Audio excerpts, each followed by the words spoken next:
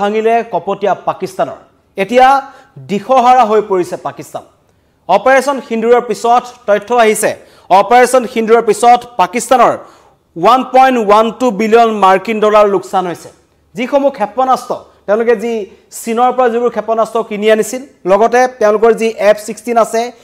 HQ-9 যেটো air defence system আছে লগতে C-130 যিখন তেওঁলোকৰ যুঁজাৰু বিমান লগতে F-16 আৰু HQ-9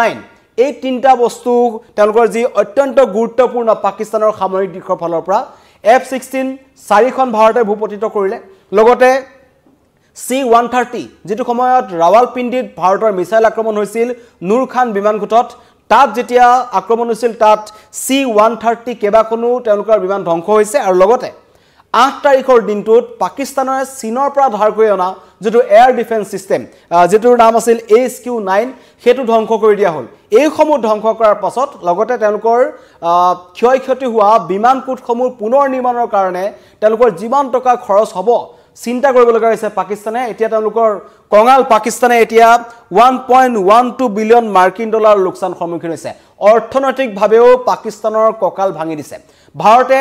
কূটনৈতিকভাৱে প্ৰথমতেই ভাৰতে তেওঁলোকৰ ওপৰত যি আগ্ৰাসন যি তেনেকুৱা ধৰণৰ প্ৰত্যাক্ৰমণ কৰিব লাগিছিল পেহেলগামৰ নৰসংহাৰৰ পাছত আটাইতকৈ ডাঙৰ সিদ্ধান্তটো লোৱা হৈছিল যে হিন্দু জল চুক্তি বাতিল কৰি দিয়া হ'ব যোনটো 1960 চনত হৈছিল তাৰ পিছতে এতিয়া পাকিস্তানত হাহাকাৰ লাগিছে আৰু প্ৰধানমন্ত্ৰী নৰেন্দ্ৰ মোদী এটা কথা স্পষ্টকৈ ঘোষণা কৰি দিছিল যে তেজ আৰু পানী একেলগে নবয় কিন্তু হেতু কথা ভাৰত এতিয়া নিজৰ স্থিতিত অটল আছে এতিয়া পাকিস্তানৰ এটা সাইডত হাহাকাৰ লাগিছে কৃষকসকলে খেতি কৰিব পৰা নাই হাজাৰ হাজাৰ হেক্টৰ কৃষিভূমি শুকাই গৈছে তাৰ পৰিপ্ৰেক্ষিতত সামৰিক দিশৰ পৰা খবৰ আহিছে যে পাকিস্তানৰ 1.1 বিলিয়ন ডলাৰ মাৰ্কিন ডলাৰ তেওঁলোকৰ ক্ষতিৰ সন্মুখীন হৈছে এতিয়া হিনত কৰি পাকিস্তানৰ শেহবাজ শৰীফে কালি ইছলামাবাদত এই কথা ঘোষণা কৰিছে আৰু লগতে চাৰিটা চৰ্তলৈ তেওঁলোকে ভাৰতৰ সৈতে এতিয়া পুনৰ আলোচনাৰ বাবে তেওঁলোকে আগ্ৰহী বুলি কৈছে ভাৰতে ইতিমধ্যেই নতুন দিল্লীৰ ফালৰ পৰা জনাই দিয়া হৈছিল যে আমি কোনো কাৰণত পাকিস্তানৰ সৈতে দ্বিপাক্ষিক বৈঠক এনেকুৱা ধৰণৰ বৈঠক আৰু নহয় কাৰণ আমেৰিকাই এটা কথা মাজত আহি পেলাই ক'ব বিচাৰিছিল যে যুদ্ধবিৰতি যেটো কাৰ্যকাৰী হ'ল তাত ভাৰতৰ ওপৰত অৰ্থনৈতিক দিশটোত বা বাণিজ্যৰ দিশটোত হেঁচা প্ৰয়োগ কৰা হৈছিল যাৰ বাবে ভাৰতে আন্তঃৰাষ্ট্ৰীয় প্ৰেক্ষাপটৰ ক্ষেত্ৰত বা আমেৰিকাৰ ওচৰত নতশিৰ হৈ পাকিস্তানৰ বিৰুদ্ধে যুদ্ধবিৰতি বা যুদ্ধ কাৰ্যকৰী সিদ্ধান্ত গ্ৰহণ কৰিছে কিন্তু ভাৰতে এটা স্পষ্টভাৱে কৈছিল যে পাকিস্তানৰ আৰু ভাৰতৰ ডিজিএমৰ মাজত যি আলোচনা হৈছিল তাৰ পৰিপ্ৰেক্ষিততে আৰু পাকিস্তানে প্ৰথমতে কৈছিল যে আমি যুদ্ধ নকৰো আমি আক্ৰমণ নকৰো তাৰ পৰিপ্ৰেক্ষিতত পিছত এই কথা ঘোষণা কৰা হ'ল কিন্তু এতিয়া এইটো কথা পুনৰবাৰ প্ৰমাণ হৈছে যে ভাৰতে এই যি চাৰিটা চৰ্ত দিছে অতি লাজ লগা পাকিস্তানৰ কাৰণে এই চৰ্তকিটা প্ৰথম চৰ্ত তেওঁলোকে দিছে কাশ্মীৰ যেটো জ্বলন্ত সমস্যা ভাৰত পাকিস্তানৰ মূল যি সংঘাত আছে এই সংঘাতৰ মূলতে হৈছে কাশ্মীৰৰ সমস্যা কাশ্মীৰক লৈ শেহবাজ শৰীফে তেওঁলোকৰ 9টা স্থানত ঘাট লগাই ভাৰতে প্ৰত্যাক্ৰমণ কৰাৰ পাছত 200 সন্ত্ৰাসবাদীৰ প্ৰাণ যোৱাৰ পাছত সমগ্ৰ বিশ্বই যেটা দেখিলে তেওঁলোকৰ তাত সন্ত্ৰাসবাদীৰ ঘাটি আছে পাকিস্তানৰ মাটিৰ পৰা সন্ত্ৰাসবাদী কাৰ্যকলাপ চলি থাকে পাক অধিকৃত কাশ্মীৰখনক তেওঁলোকে সন্ত্ৰাসবাদী লঞ্চ পেড হিচাপে ব্যৱহাৰ কৰি আহিছে সেই সময়ত এতিয়া পুনৰ শেহবাজ শৰীফে কাশ্মীৰক লৈ আলোচনা কৰাৰ কথা চিন্তা কৰিছে লগতে হিন্দু জল চুক্তি যাক লৈ এতিয়া পাকিস্তানত হুকাই মৰিব লগা হৈছে পাকিস্তানৰ ৰাইজ পাকিস্তানৰ মানুহে এনেকুৱা হৈছে তেওঁলোকে পানীৰ বাবে হাহাকাৰ কৰিব লগা হৈছে ভাৰতে আটাইতকৈ ডাঙৰ কথা চেনাব হ'ল হিন্দু হ'ল এই নদীসমূহৰ কিন্তু সম্পূৰ্ণ নিয়ন্ত্ৰণ ভাৰতৰ ওচৰত আছে 1960 চনৰ চুক্তি মতে সেই নদীখনৰ আংশিক পানী আমি পাকিস্তানলৈ এৰি দিব লাগে ভাৰতৰ ফালৰ পৰা কিন্তু পাকিস্তানে যি ধৰণৰ দুমুখীয়া স্থিতি গ্ৰহণ কৰিছে যি কাপুৰুষালি কৰিলে যি ধৰণৰ তেওঁলোকৰ যি কপটীয়া মনোভাৱ যি আমি দেখিবলৈ পালো এতিয়া ভাৰতে কিন্তু জনাই দিছে যে পাকিস্তানক এখিকনি দিয়া হ'ব এতিয়া পাকিস্তানে এখিকনি পাইছে হেকাৰণে সেইডোখৰ প্ৰধানমন্ত্ৰী এতিয়া পুনৰ হিন্দু জল চুক্তিত লৈ আলোচনা কৰিব বিচাৰিছে বাণিজ্যক লৈ আলোচনা কৰিব বিচাৰিছে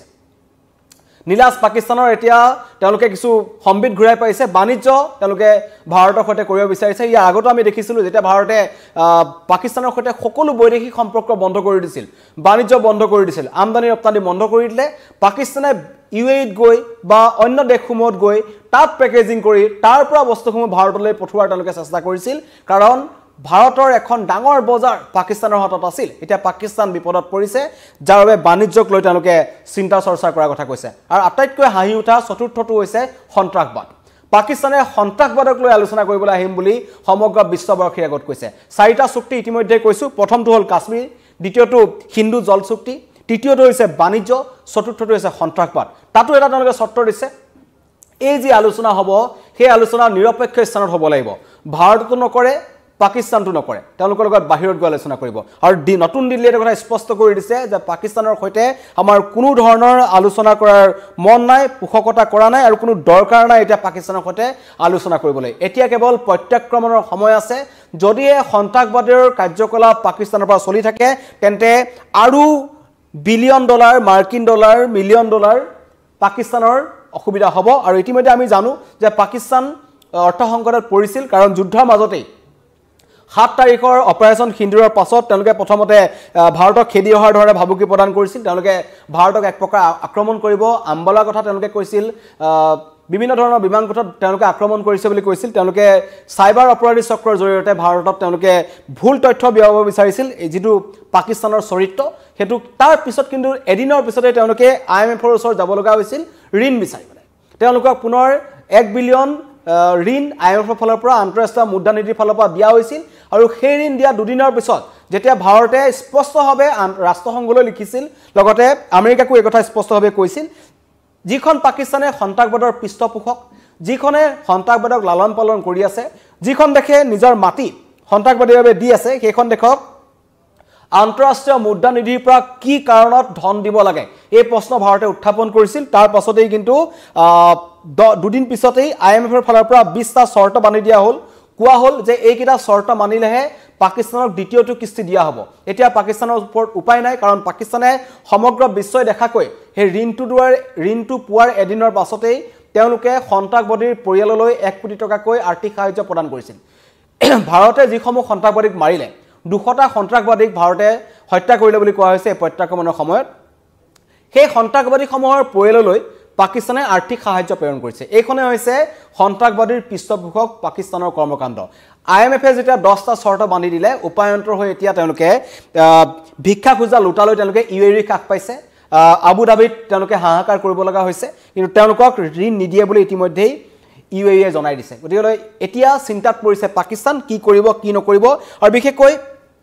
হিন্দু জল চুক্তি স্থগিত হোৱাৰ পিছত এতিয়া পাকিস্তানত হাহাকাৰ লাগিছে পঞ্জাবকে ধৰি যিসমূহ অঞ্চলত পাকিস্তানৰ যি পঞ্জাব প্ৰদেশ আছে সেই প্ৰদেশখন খেতিৰ বাবে জনা যায় সেই কৃষকসকলৰ মাজতে হাহাকাৰ লাগিছে কাৰণ শুকাই গৈছে পাকিস্তানৰ দিশটোত পাকিস্তানত পানী নাই এনেকুৱা অৱস্থা হৈছে আৰু মোদীয়ে যেটো কথা স্পষ্টকৈ কৈছিল জল আৰু তেজ আৰু পানী একেলগে নবয় কোনো কাৰণত ভাৰতে এই হিন্দু জল চুক্তি পুনৰ যি ভাৰতৰ যি সিদ্ধান্ত আছে সেই সিদ্ধান্তত ভাৰত অটল থাকিব আৰু এই আক্ৰমণৰ সময়ছোৱাত পাকিস্তানৰ যি টুমুখীয়া স্থিতি আৰু তেওঁলোকৰ যিমান ডাঙৰ ডাঙৰ কথা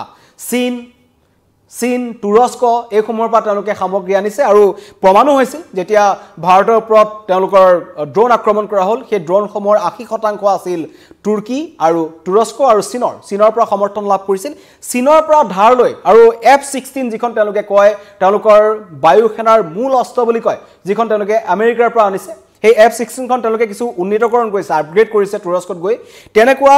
F-16 খন ধ্বংস কৰাৰ পিছত যদি ক'বলৈ যাওঁ তেওঁলোকৰ ক্ষয়ক্ষতিৰ পৰিমাণ ক'ব লাগিব ভাৰতে ধ্বংস কৰা পাকিস্তানৰ F-16 যুঁজাৰু বিমানৰ মূল্য হৈছে 88.40 নিযুত ডলাৰ এখনৰ মূল্য 88.40 নিযুত ডলাৰ এখন F-16 ৰ মূল্য যিখন তেওঁলোকে আমেৰিকাৰ পৰা কিনি আনে তাৰ ওপৰত তেওঁলোকে অত্যাধিক খৰচ কৰিব লগা হয় যিখন তেওঁলোকে আপগ্ৰেড ভাৰ্জন তেওঁলোকে কৰিছে তেনেকুৱা 4খন ভাৰতে ধ্বংস কৰিছে 4খন যি F-16 ধ্বংস কৰাত পাকিস্তানৰ ক্ষতি হৈছে 350.55 নিযুত ডলাৰ এটা বৃহৎ পৰিমাণৰ ধন পাকিস্তানৰ পৰা ওলাই গৈছে 350.55 নিযুত ডলাৰ 4খন F-16 ভাৰতে ধ্বংস কৰি দিছে 4খন F-16 হেৰুৱাই এই ধৰণৰ লোকচানৰ সন্মুখীন হৈছে শত্ৰু ৰাষ্ট্ৰ পাকিস্তান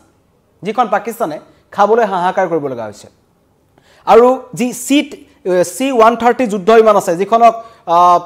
অত্যাধুনিক বস্তু কঢ়িয়াই নিব পাৰি বুলি পাকিস্তানে দাবী কৰে যিখন তেওঁলোকে আমেৰিকাৰ লগত লাগি আপগ্ৰেড কৰিছে সেইখনৰ মূল্য হৈছে 40 নিযুত ডলাৰ আৰু তেনেকুৱা কেবাখনো ৰাৱালপিণ্ডিৰ নুৰ খান বিমান ঘাটি যেতিয়া ভাৰতে মিছাইল আক্ৰমণ কৰিছিল ব্ৰাহ্মছ মিছাইলে যেতিয়া আক্ৰমণ কৰিছিল তাৰ 4খনতকৈ 5খন মান এনেকুৱা C-130 যুদ্ধ বিমান ধ্বংস হৈ গৈছিল চিন্তা কৰক আৰু এইখিনি সময়ত যদি ক'বলৈ যাওঁ পাকিস্তানৰ যি ক্ষেপণাস্ত্ৰ ক্ষতিৰ মূল্য হৈছে $200 নিযুত এই সম্পূৰ্ণ গোটেই যি ক্ষয়ক্ষতি হৈছে আৰু লগতে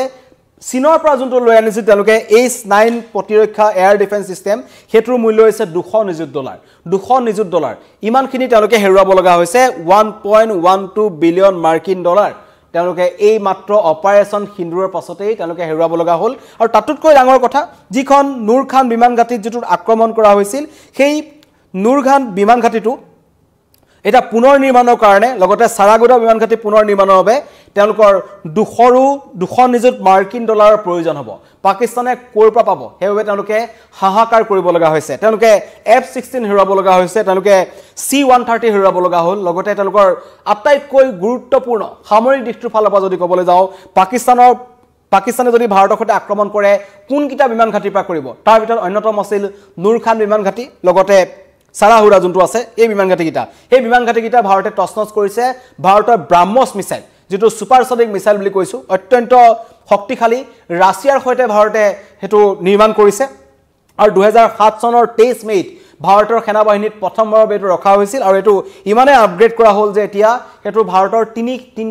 তিনি বিভাগৰ সেনা নৌ সেনা মিছা আমি সাবমেৰিনৰ পৰা হেতু ব্ৰাহ্মছ মিছাইল এৰিব পাৰো লগতে বায়ু সেনাও হেতু এৰিব পাৰে সুখয় হওক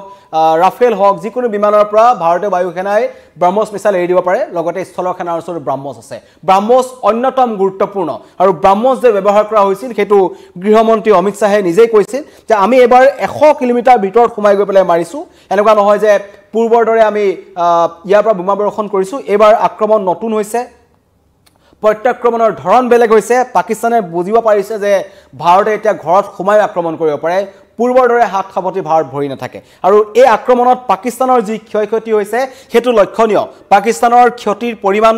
1.12 বিলিয়ন মাৰ্কিন ডলাৰ এতিয়া সংকটত পৰিছে পাকিস্তান আৰু সংকটত পৰাৰ পাছতেই তেওঁলোকৰ প্ৰধানমন্ত্ৰীয়ে নিৰপেক্ষ এটা স্থানত গৈ ভাৰতৰ সৈতে পুনৰ আলোচনাৰ কথা কৈছে য'ত চাৰিটা শৰ্ত তেওঁ কৈছে চাৰিটা বিষয় তেওঁ কৈছে প্ৰথমটো হৈছে কাশ্মীৰ ইস্যু যেটো অত্যন্ত জ্বলন্ত এটা সমস্যা 1947 চনৰ পৰা এই সমস্যা জৰ্জৰিত হৈ আছে আৰু সমগ্ৰ পাকিস্তান জ্বলি আছে হাজাৰ জনে প্ৰাণ হেৰুৱাব লগা হৈছে হাজাৰ জন সেনাবাহিনীয়ে নিজৰ শহীদ হ'ব লগা হৈছে লগতে দুইখন দেশৰ মাজত তিনিখনকৈ যুদ্ধ পাৰ হৈ গৈছে এই ইস্যুটোক লৈ পেলাই কাশ্মীৰক লৈ কেতিয়াবা পাকিস্তানে আহি পেলাই কাশ্মীৰৰ অংশ তেওঁলোকে 99 আমি দেখিছিলো কিদৰে তেওঁলোকে আহি পেলাই এটা অংশত গোপনে তেওঁলোকে আহি সেই ঠাইখন পাকিস্তানে সেনাবাহিনীয়ে দখল কৰি লৈছিল পিছত ভাৰতীয় সেনাই তেওঁলোকক তাৰ পৰা খেদি পঠাই দিছিল 71 আমি দেখিলো 65 আমি দেখিলো এতিয়া পুনৰ 2025 পাকিস্তানে ভাৰতৰ সৈতে যুদ্ধৰ বাবে মন মেলিছিল আৰু যুদ্ধৰ বাবে মন মেলাৰ সময়তে তেওঁলোকৰ কেনেকুৱা ধৰণৰ এটা ক্ষয়ক্ষতি হ'ল আৰু কোনটো পৰ্যায়ত পাকিস্তান পিছ পৰি গ'ল হেতু আমি দেখিছো অপাৰেচন সিন্দুৰে কেনেকে ককাল ভাঙিছিল পাকিস্তানৰ আৰু প্ৰতিৰক্ষা আৰু কূটনৈতিক দুইটা দিশৰ পৰা ভাৰতে ঘাট লগা কিছুমান সিদ্ধান্ত গ্ৰহণ কৰিছিল বিশেষকৈ হিন্দু জল চুক্তি হেতু অত্যন্ত গুৰুত্বপূৰ্ণ এটা কূটনৈতিক সিদ্ধান্ত আছিল যাতে পাকিস্তানক নিজৰ তেওঁলোক কিমান এটা শক্তিশালী দেশ আৰু তেওঁলোকে ভাৰতৰ ওপৰত কিমান চিন্তা কৰিব লগা হয় কিমান ডিপেন্ড কৰিব লগা হয় হেতু কিন্তু ভাৰতে পুনৰবাৰ প্ৰমাণ কৰিছে পাকিস্তানে F-16 হেৰুৱালে HQ-9 হেৰুৱাইছে লগতে 130 ধ্বংস কৰাৰ পিছত পাকিস্তানত 1.12 মাৰ্কিন ডলাৰৰ লোকচান হৈছে লগতে তেওঁলোকৰ অন্যতম দুটা যি বিমানকোট আছিল ৰাৱালপিণ্ডিৰ নূৰ খান বিমান ঘাটি আৰু সেই বিমান ঘাটিৰ লগতে সাৰগুদা বায়ু সেনা ঘাটি এই দুটা নিৰ্মাণ কৰিবলৈ এটা পাকিস্তানক প্ৰয়োজন হ'ব 200 নিযুত মাৰ্কিন ডলাৰ এইখিনি টকা ক'ত পাব পাকিস্তানে এতিয়া হাহাকাৰ লাগিছে আৰু যাৰ বাবে তেওঁলোকে IMF তেওঁলোকৰ ওপৰত 10টা শৰ্ত বান্ধি দিয়াৰ পিছত তেওঁলোক এতিয়া UAE লৈ গৈছে তেওঁলোকে ভিক্ষা খুজিছে পাকিস্তানৰ অৱস্থা বৰ্তমান হেতু হৈছে আৰু এতিয়া সমগ্ৰ বিশ্বই দেখিছে যে সন্ত্ৰাসবাদীৰ পৃষ্ঠপোষক দেশ পাকিস্তানে কেনেদৰে তেওঁলোকৰ মাটি তেওঁলোকৰ ভূমি তেওঁলোকে সন্ত্ৰাসবাদীক দিছে আৰু তাৰ পৰিপ্ৰেক্ষিতত হেকিটি সময় চলি থকাৰ মাজতেই তেওঁলোকে অন্যটা দিশৰ ফালৰ পৰা গৈও চীনলৈ গৈ চীনৰ বৈদেশিক মন্ত্ৰীৰ লগত লগ লাগি তালিবানৰ সৈতে লগ লাগি এবাৰ পাকিস্তানে পুনৰ ভাৰতৰ বিৰুদ্ধে যুঁজ দিয়াৰ হুংকাৰ দিছে আৰু অন্যটা প্ৰেক্ষাপটত যদি চাবলৈ যাওঁ চীনে তেওঁলোকক অত্যাধুনিক যুঁজাৰ বিমান 50% ৰেহাই মূল্যত দিছে যেনেকৈ পাৰে তেনেকৈ চীনে সহায় কৰিব বিচাৰিছে কেনেকৈ ভাৰতক অশান্ত কৰি ৰাখিব পাৰি সেইটোৱে মূল লক্ষ্য চীন পাকিস্তান বাংলাদেশৰ আৰু এইসমূহ তেওঁলোকে ষড়যন্ত্ৰ ৰচিবলৈ গৈ থাকোঁতেই তেওঁলোকৰ নিজৰ 1.12 বিলিয়ন মাৰ্কিন ডলাৰ লোকচানৰ সন্মুখীন হৈছে এতিয়া কৃষকে তাত খাবলৈ নাপায় হাহাকাৰ কৰিছে পথাৰ শুকাই গৈছে প্ৰতিৰক্ষা বিভাগত তেওঁলোকৰ লোকচানৰ সন্মুখীন হৈছে